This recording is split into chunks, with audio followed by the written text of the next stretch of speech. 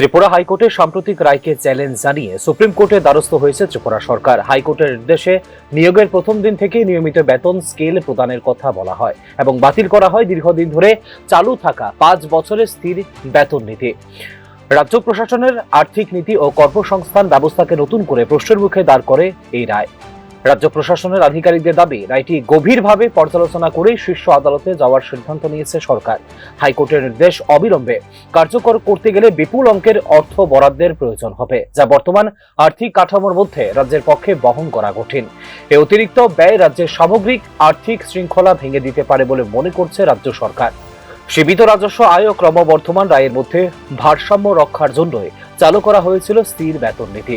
এই ক্ষেত্রে বিশেষ করে ট্যাট শিক্ষক সহ বিভিন্ন বিভাগে নিয়োগপ্রাপ্ত স্থায়ী কর্মচারীদের পরবর্তী সময় থেকে নিয়মিত বেতন স্কেল কার্যকর হলে ব্যাপক চাপ সৃষ্টি হওয়ার আশঙ্কা রয়েছে রাজ্যের কোষাগারে। এর প্রভাব পড়তে পারে চলমান উন্নয়নমূলক ও জনকল্যাণমূলক প্রকল্পগুলির উপরও। যদিও হাইকোর্টের এই রায়কে কর্মজীবনের ন্যায় অধিকার হিসেবে দেখছে কর্মচারী সংগঠনগুলি।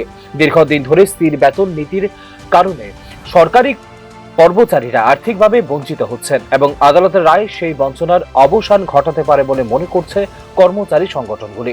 এই পরিস্থিতিতে রাজ্য সরকার ও কর্মচারী সংগঠনগুলির অবস্থান কার্যত মুখোমুখি। একদিকে প্রশাসনের আর্থিক বাস্তবতা ও নীতিগত যুক্তি, অন্যদিকে কর্মচারীদের ন্যায্য বেতন ও নিরাপত্তার দাবি। এই দ্বন্দ্বের নিষ্পত্তি এখন নির্ভর করছে সুপ্রিম কোর্টের রায়ের উপরে।